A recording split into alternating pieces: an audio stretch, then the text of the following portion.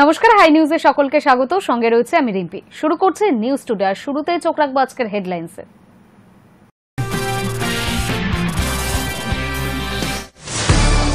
রক্ত আর জল একসঙ্গে বইতে পারে না, লালকেল্লা থেকে সিন্ধু চুক্তি নিয়ে পাকিস্তানকে কড়া বার্তা প্রধানমন্ত্রী। ভারত পরমাণু হামলার হুমকি বরদাস্ত করবে না, স্বাধীনতা দিবসের ভাষণে পাকিস্তানকে জবাব প্রধানমন্ত্রীর। পাক সেনাপ্রধান আসিম মুনির সহ একাধিক পাক নেতৃত্ব পরমাণু যুদ্ধের জিগির তুলেছিলেন। ৭৯তম স্বাধীনতা দিবসের সকালে ভারতবাসীকে শুভেচ্ছা বার্তা মুখ্যমন্ত্রী মমতা বন্দ্যোপাধ্যায়। এক্স হ্যান্ডেলে স্বাধীনতা সংগ্রামীদের প্রণাম জানালেন তিনি। দেশবাসীর উদ্দেশ্যে মুখ্যমন্ত্রীর বার্তা, দেশবাসীর সম্মান রক্ষায় লড়াই জারি থাকবে। চাকরিহারা শিক্ষক সুবল সোরেনের মৃত্যু। ব্রেন স্ট্রোকে আক্রান্ত হয়ে ভর্তি ছিলেন বেসরকারি হাসপাতালে। সুবলের মৃত্যুতে শোকের ছায়া নেমে এসেছে আন্দোলনকারী শিক্ষক শিক্ষিকাদের মধ্যে। স্বাধীনতা দিবসের অনুষ্ঠানে ঘটে গেল মর্মান্তিক দুর্ঘটনা। স্কুলে জাতীয় পতাকা উত্তোলনের সময় বিদ্যুৎস্পৃষ্ট হয়ে প্রাণ হারালেন শিক্ষক। বসিরহাট মহকুমার হারোয়া থানার মল্লিকপুরের ঘটনা। স্বাধীনতা দিবসের সকালে ভয়াবহ দুর্ঘটনা বর্ধমানে। লরির পিছনে ধাক্কা যাত্রীবাহী বাসের। দুর্ঘটনায় মৃত ১০, আহত কমপক্ষে ৩৫। নিয়ন্ত্রণ হারিয়ে দুর্ঘটনা বলেই প্রাথমিক অনুমান। রক্ত আর জল একসঙ্গে বইতে পারে না, লালকেল্লা থেকে সিন্ধু চুক্তি নিয়ে পাকিস্তানকে কড়া বার্তা প্রধানমন্ত্রীর। প্রধানমন্ত্রীর বক্তব্য, সিন্ধু চুক্তির মতো অন্যায়পূর্ণ এবং একতরফা চুক্তি আমরা কোনোভাবেই মানব না। অপারেশন সিন্দুরের পর সিন্ধু চুক্তির বাতিলে যে সিদ্ধান্ত ভারত সরকার নিয়েছিল সেই সিদ্ধান্ত বদলাবে না। স্বাধীনতা দিবসে লালকেল্লা থেকে ভাষণে স্পষ্ট করে দিলেন প্রধানমন্ত্রী নরেন্দ্র মোদী। পাকিস্তানের উদ্দেশ্যে প্রধানমন্ত্রীর কড়া বার্তা, রক্ত আর জল একসঙ্গে বইতে পারে না, একতরফা সিন্ধু চুক্তি আমরা কোনোভাবেই সহ্য করব না। লালকেল্লা থেকে প্রধানমন্ত্রীর বক্তব্য, সিন্ধু চুক্তির মতো অন্যায়পূর্ণ এবং একতরফা চুক্তি আমরা কোনোভাবেই মানব না। আমাদের দেশের ভূমির উপর দিয়ে বইবে, ভারতের মাটি দিয়ে যে নদী বইবে সেটার অধিকার শুধুমাত্র আমাদের দেশের অন্নদাতাদের। পাকিস্তানের উদ্দেশ্যে প্রধানমন্ত্রীর স্পষ্ট বার্তা, বর্তমানে সিন্ধু চুক্তির যে শর্ত রয়েছে সেই শর্ত আমরা মানব না। কৃষকদের হিতের জন্য, দেশের হিতের জন্য এই সমঝোতা কোনোভাবেই মানা হবে না। গত ২২ এপ্রিল পেহেলগাঁওয়ে বৈতরণ উপত্যকায় জঙ্গিদের বুলেট বৃষ্টিতে রক্ত ঝরেছে ২৬ নিরীহ মানুষের। পাক মদতপুষ্ট লস্কর জঙ্গিরা এই নাশকতা ঘটিয়েছে। একের পর এক এই প্রমাণের জেরে পরের দিন অর্থাৎ ২৩ এপ্রিল কার্যত পাল্টা দিতে শুরু করে দিয়েছিল ভারত সরকার। সিন্ধু জল চুক্তি বাতিল করে দেয় নয়াদিল্লি। ১৯৬০ সালে বিশ্ব ব্যাংকের মধ্যস্থতায় সিন্ধু জল চুক্তি সই করে ভারত এবং পাকিস্তান।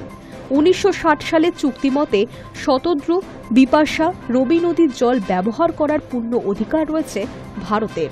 সিন্ধু, ঝিলাম ও চন্দ্রভাগার অধিকাংশ জলের ভাগ পেয়েছে পাকিস্তান। চুক্তি অনুযায়ী বিতস্তা ও চন্দ্রভাগা জলের উপরে পাকিস্তানের অধিকার ৮০%, ভারতের ২০%। তবে এই নদীগুলি শর্ত সাপেক্ষে বাঁধ তৈরি করতে পারে ভারত। দীর্ঘদিন ধরেই নয়াদিল্লির দাবি ছিল সিন্ধু জল চুক্তিতে সংশোধন করতে হবে, কারণ ভারতের নদীবাঁধ দেওয়া নিয়ে বারংবার ইসলামাবাদের প্রবল আপত্তি। এই চুক্তি অনুযায়ী সিন্ধু ও উপনদীগুলি যে জল পাকিস্তান পেত তাতেই সেই দেশের চাষাবাদ, পানীয় জলের অধিকাংশ চাহিদা মিটত। কিন্তু পেহেলগাঁও জঙ্গি হামলার পর সেই চুক্তি বাতিল করে দেয় ভারত সরকার। এরপর পাকিস্তান একাধিকবার চুক্তি পুনরায় চালু করার জন্য অনুরোধ করে, কিন্তু নয়াদিল্লি তাতে সাড়া দেয়নি। তারপর লালকেল্লা থেকেই প্রধানমন্ত্রী স্পষ্ট করে দিলেন, বর্তমান শর্তে কোনোভাবেই সিন্ধু চুক্তি মানা হবে না। High news network. ভারত পরমাণু হামলার হুমকি বরদাস্ত করবে না, স্বাধীনতা দিবসের ভাষণে পাকিস্তানকে জবাব ভারতের। পাক সেনাপ্রধান আসিম মুনির সহ একাধিক পাক নেতৃত্ব পরমাণু যুদ্ধের জিগির তুলেছিলেন। পরমাণু যুদ্ধের হুমকি ভারত আর সহ্য করবে না। স্বাধীনতা দিবসে ভাষণ দিতে গিয়ে সাফ হুঙ্কার দিলেন প্রধানমন্ত্রী নরেন্দ্র মোদী। লালকেল্লা থেকে মোদীর ঘোষণা, পরমাণু যুদ্ধ নিয়ে ভয় দেখালেও ভারত সেটা আর সহ্য করবে না। উল্লেখ্য, গত কয়েকদিন ধরেই পাক সেনাপ্রধান আসিম মুনির সহ একাধিক পাক নেতৃত্ব পরমাণু যুদ্ধে জিগির তুলেছেন। স্বাধীনতা দিবসে পড়শি দেশকে সপাটে জবাব দিলেন নরেন্দ্র মোদী। সম্প্রতি আমেরিকা সফরে গিয়ে পাক সেনাপ্রধান বলেন, আমরা পরমাণু শক্তিধর দেশ। যদি মনে হয় আমরা ধ্বংসের পথে এগোচ্ছি, তবে অর্ধেক বিশ্বকে সঙ্গে নিয়ে আমরা ধ্বংস হব। সেখানে ভারতের নাম না করলেও এই হুঁশিয়ারি ভারতকেই দিয়েছেন মুনির। এমনটাই মত বিশ্লেষকদের। পাকিস্তানি প্রাক্তন বিদেশমন্ত্রী বিলবল ভুট্টো বলেন, যুদ্ধ বাদলে পাকিস্তানের মানুষের ক্ষমতা রয়েছে মোদির মোকাবিলা করার। আর একবার ভারতের সঙ্গে যুদ্ধ হলে পাকিস্তান সিন্ধু ও তার সবকটি উপনদীর দখল নেব আমরা। পরমাণু যুদ্ধ নিয়ে পাকিস্তানের মন্তব্যে ভারতের তরফেও অসন্তোষ প্রকাশ করা হয়েছে। লালকেল্লা থেকেও ফের পাকিস্তানকে হুঁশিয়ারি দিলেন প্রধানমন্ত্রী। সাফ জানিয়ে দিলেন, পরমাণু যুদ্ধের হুমকি ভারত আর সহ্য করবে না। বহুদিন ধরেই এই হুমকি শুনে আসছি। যদি আমাদের শত্রু এইরকম ভাবে হুমকি দিতে থাকে, তাহলে আমাদের সশস্ত্র বাহিনী তাদের ভাষাতেই জবাব দেবে। যোগ্য জবাব দিতে আমরা প্রস্তুত। High news network. প্রথমবার চাকরিতে ঢুকলেই মিলবে 15,000 টাকা। স্বাধীনতা দিবসের দিনই লালকেল্লা থেকে বড় ঘোষণা প্রধানমন্ত্রী নরেন্দ্র মোদীর। 15ই আগস্ট থেকে লাগু হচ্ছে প্রধানমন্ত্রীর বিকশিত ভারত যোজনা। নয়া এই প্রকল্পের মাধ্যমে দেশের 3.5 কোটি যুবক যুবতীর কর্মসংস্থানের সুযোগ তৈরি হবে বলে মনে করা হচ্ছে। স্বাধীনতা দিবসের দিনে লালকেল্লা থেকে বড় ঘোষণা প্রধানমন্ত্রী নরেন্দ্র মোদীর। প্রথমবার চাকরিতে ঢুকলেই মিলবে 15,000 টাকা। আজ 15ই আগস্ট থেকে লাগু হচ্ছে প্রধানমন্ত্রী বিকশিত ভারত যোজনা। নয়া এই প্রকল্পের মাধ্যমে দেশের 3.5 কোটি যুবক যুবতীর কর্মসংস্থানের সুযোগ তৈরি হবে বলে মনে করা হয়েছে। প্রধানমন্ত্রী এদিন বলেন, আজ থেকেই প্রধানমন্ত্রী বিকশিত ভারত যোজনা লাগু করা হচ্ছে। বেসরকারি সংস্থায় প্রথমবার চাকরি পেলেই সরকারের তরফে দেওয়া হবে 15,000 টাকা। প্রধানমন্ত্রীর ঘোষণায় আরও বলা হয়, নতুনদের যে সমস্ত সংস্থা চাকরিতে নেবে তাদের প্রতি কর্মচারী পিছু 3,000 টাকা পর্যন্ত ভর্তুকি দেবে সরকার। নয়া এই প্রকল্পটি কর্মচারী ভবিষ্যনিধি তহবিল সংস্থা অর্থাৎ ইপিএফও এর মাধ্যম পরিচালিত হবে। অন্যদিকে এদিন লালকেল্লা থেকে আরও একাধিক ইস্যুতে বার্তা দেন প্রধানমন্ত্রী নরেন্দ্র মোদী। এমনকি আগামী দীপাবলিতে সাধারণ মানুষকে স্বস্তি দিয়ে আয়কর ক্ষেত্রে আমূল সংস্কারের ইঙ্গিত দেন। লালকেল্লায় দাঁড়িয়ে মোদী বলেন, দ্রুত জিএসটি ব্যবস্থায় বড়সড় বদল আসতে চলেছে। বহু ক্ষেত্রে কর কাঠামোয় সরলীকরণ হবে। অনেক ক্ষেত্রেই বড়সড় কর ছাড় পাবে নিম্নবিত্ত ও মধ্যবিত্ত।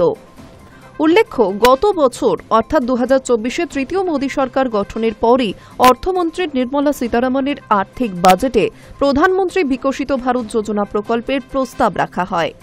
নয়া এই প্রকল্পের জন্য 99,04,476 কোটি টাকা বাজেটও রাখা হয়েছে। কিন্তু কবে থেকে সুবিধা মিলবে সেই বিষয়ে স্পষ্ট কিছু জানানো হয়নি।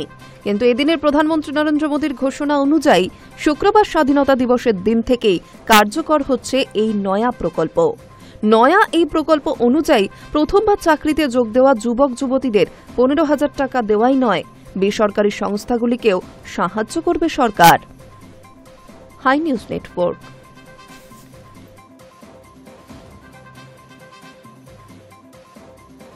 চোখ রাঙাচ্ছেন ডোনাল্ড ট্রাম্প। ভারতের ওপর 50% শুল্ক চাপিয়েছেন। স্বাধীনতা দিবসের ভাষণে প্রধানমন্ত্রী নরেন্দ্র মোদী নাম না করে বারবার ট্রাম্পকে বুঝিয়ে দিয়েছেন, কৃষক, পশুপালক, মৎস্যজীবীদের স্বার্থের সঙ্গে আপোষ করবে না ভারত, বরং সমস্ত ক্ষেত্রে আত্মনির্ভর হয়ে উঠবে দেশ। চোখ রাঙাচ্ছেন ডোনাল্ড ট্রাম্প। ভারতের উপর 50% শুল্ক চাপিয়েছেন, তবে মার্কিন চোখ রাঙানির সামনে অকুতভয় ভারত।